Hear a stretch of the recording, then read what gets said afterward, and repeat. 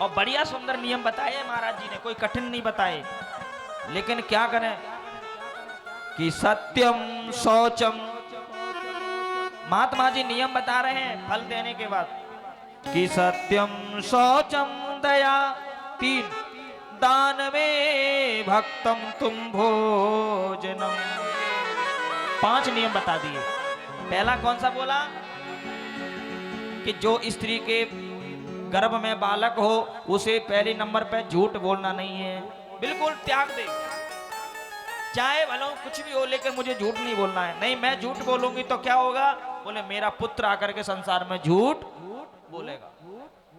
और समझ जाना जो बालक ज्यादा झूठ बोले समझ लेना कि बाकी माँ भी पक्की वही होगी। जोर से बोलो राधे राधे। पर ये बात तुम्हारी नहीं है, तुम तो सब अच्छी हो। हमारे जो ग्वालियर से आई हैं ये नहीं, इनकी बात नहीं कर रहे, ये तो हम और जो कई बात कर रहे हैं। जोर से बोलो राधे राधे। राधे राधे। नहीं तो महाराज नाराज हो जाएं। हाँ तो महाराज पहली है झूठ नहीं बोलना है, और दूसरी बात कह रहे हैं शौचम, पवित्रता, क्योंकि पवित्रता रखना बहुत जरूरी है। सोच जाएं तो महाराज थोड़ा हाथ धुलें और श्री राधे स्नान करें। ये नहीं है कि महाराज बालक गर्भ में है और 2 दिन तक स्नान ही नहीं किया। अब कहोगे महाराज बीमार हो जाए, कोई तकलीफ हो जाए तो स्नान कैसे करें, तो ऐसा है शास्त्रों में वो भी बताया है, साई स्नान कर लो। साई स्नान क्या होता है, आप गर्म पानी लेकर के अपने हाथ पैर धुल लीजिए, मुंह धुल लीजिए और थोड़ा सा जल लेकर के अपने ऊपर छिड़क लीजिए, लेकिन पवित्र रहिए। तीसरा नियम क्या है, बोले दया, दया करना। ऐसा नहीं है किसी को गाली गलौज करना, किसी से लड़ाई झगड़ा करना, बिल्कुल नहीं, दया करना सब पे, सबकी खैरियत मांगना, प्रभु जाकी भी रक्षा करना, प्रभु जाकी भी रक्षा करना। और चौथा है दान, जितना हो सके अपने हाथ से दान कर लो। क्यों करोगे दान, क्योंकि दान करेंगे तो हमारा बालक भी दानी बनेगा।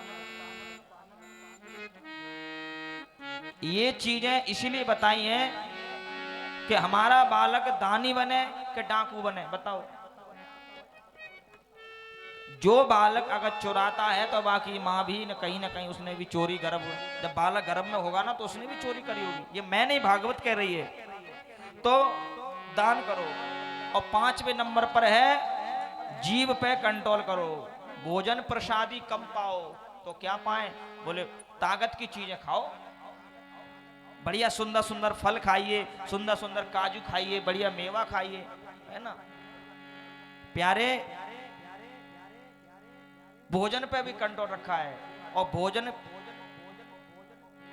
जो रोटी है ना वो भारी होती है, और मांसाहारी से तो हाथ ही नहीं लगा है। जोर से बोलो राधे राधे। हाँ पवित्र भोजन करें ठाकुर। और भोजन भी कैसे करें, देखो भोजन करें पहले भगवान का भोग लगाएं, और भोग लगाने के बाद में उस भोग को प्रसाद में मिला दें और फिर आप प्रसाद पाएं। बिना ठाकुर जी के भोग लगाए नहीं पाना है। अब महाराज हम कहीं दूसरी जगह गए हैं तो ठाकुर जी तो हमारे घर में है, क्योंकि बहाना जल्दी मिलता है ना करने का। एक हमारा चेला है, जोर से बोलो राधे राधे। राधे राधे। हमने हम उससे कई बार कहते बेटा ये काम कर लाओगे, गुरुजी अभी हमने नहाया ही ना है। हमने सोचा कि तो नहाने का बहाना बना रहा है, तो हमने कहती बेटा हमारा तो ऐसा काम है कि बिना नहाए भी तू कर सकता है, पर तू कर। अब कौन सा बहाना बनाएगा, जोर से बोलो राधे राधे। तो ऐसे भी चेला होते हैं। एक गुरुजी का चेला था एक आश्रम में, तो सो रहे थे गुरुजी चेला, तो बाहर थोड़ा बारिश हो रही थी, है ना, और अंदर तो गुरुजी ने चेला से कहा कि बेटा, बोले क्या कर रहे हो, बोले कुछ नहीं गुरुजी लेटे हैं, बोले लाइट बंद कर दो। गुरुजी ने कहा लाइट बंद कर दो, तो चेला क्या कहता है, गुरुजी आंख बंद कर लो, तो लाइट तो अपने आप बंद हो जाएगी। आंख बंद कर लो मतलब तू उठ के बंद नहीं करना चाहता, ठीक है। तो गुरुजी ने कहा बेटा एक काम कर, बोले क्या, बोले बाहर जाकर देखना थोड़ा बारिश हो रही है क्या। तो उसी समय एक बिल्ली अंदर आ गई अचानक कमरे में, बिल्ली। तो गुरुजी ने कहा बेटा देख बाहर जाके थोड़ा बारिश हो रही है क्या। तो कहता है गुरुजी, बोले क्या है, बोले बाहर जाके क्या करेंगे, अभी अभी एक बिल्ली अंदर आई है, जरा उसको पकड़ के देखते हैं, अगर वो गीली होगी तो समझ लो बारिश हो रही है। अगर वो गीली होगी तो वो समझ लो बारिश हो रही है। गुरुजी समझ गए ये पक्का है, ये जाने वाला नहीं है, जोर से बोलो राधे राधे। तो ऐसे भी चेला होते हैं, जोर से बोलो राधे राधे। तो महाराज पंडित जी जो है फल लेकर के वहां से अब चले हैं, और जैसे ही धुंधली के सामने पहुंचे, धुंधली तो महाराज बोली, कहो तुम तो मरने गए। पंडित जी सहन कर गए अपमान, कहा कि देवी कोई बात नहीं है, तू बड़ी मैं छोटो, लड़ाई झगड़ा होते रहते हैं, तो वो सॉरी बोल दिया तो वो बड़ी प्रसन्न हो गई। पंडित जी ने मौका पा करके कह दिया कि देवी एक बात कहूं। बोले क्या? मैं एक फल लाया हूं। बोले ले आओ, अच्छी बात है फल लाना। बोले नहीं ये कोई मामूली फल नहीं है। बोले ये फल जो है आप ग्रहण करोगे तो आपके बालक हो जाएगा। तो धुंधली थोड़ा सा सकुचाई कि ये तो गलत है, मैं फल नहीं खाऊंगी, और मैं फल खा लूंगी तो मेरा गर्भ धारण हो जाएगा, और गर्भ धारण कर लूंगी तो फिर मुझे बालक को जन्म देना पड़ेगा। और मैंने सुना है कि जो गर्भ धारण करती है वह नारी।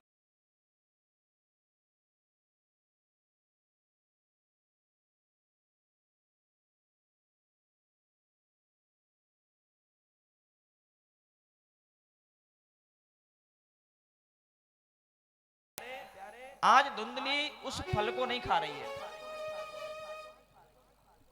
क्यों नहीं खा रही? क्योंकि उस फल के अंदर दोष देख रही है कि फल भक्षेण गर्भस्या गर्भेडु वृद्धिता स्वल्प वक्षम ततो शक्ति गृह कार्यम भवे। धुंधली क्या कह रही है? मैं फल खा लूंगी तो मेरा गर्भ ठहर जाएगा, और गर्भ ठहरेगा तो मैं क्या करूंगी? बोले गृह कार्यम, मेरे घर का काम कौन करेगा? पंडित जी बोले कोई बात नहीं है, अरे तू चिंता मत कर, मैं अपनी बहन को बुला लाऊं, मेरी बहन आ जाएगी, पूरी व्यवस्था करेगी, तुझे पलंग पे रोटी खिलाएगी, गृह कार्यम, घर का काम कर लेगी। लेकिन धुंधली कहती है कि मेरी नंद जो है बड़ी चोटी है, और मैं पलंग पे सोती रहूंगी, वो मेरे घर को साफ कर जाएगी। ये भाभी बड़ी खतरनाक होती है, नंद पे भरोसा नहीं करेगी पर अपनी बहन पे भरोसा कर लेगी। क्यों नहीं करेगी नंद पे भरोसा? कहा भरोसा कब कहा ले जाए, और कहीं बालक हो गया तो फिर कोई ज्यादा कीमती चीज ना मांग ले। महाराज स्वल्प भक्षम ततो शक्ति, अभी मैं जो माल खाती हूँ, बढ़िया बढ़िया पकवान खाती हूँ, वह फल नहीं खा पाऊंगी, वह माल नहीं खा पाऊंगी। और गृह कार्यम, बोले गृह कार्य जो होते हैं वो मैं कर नहीं पाऊंगी। और कतम भवेत, और कहीं अचानक आग लग गई गांव में, सब तो भाग जाएंगे, मैं कहां भागूंगी, तो मुझे मरना पड़ेगा। इससे अच्छा क्या करें? बोले फल को ही मत खाओ। अपनी कुटली नीति से वो उस फल को नहीं खाया, लेकिन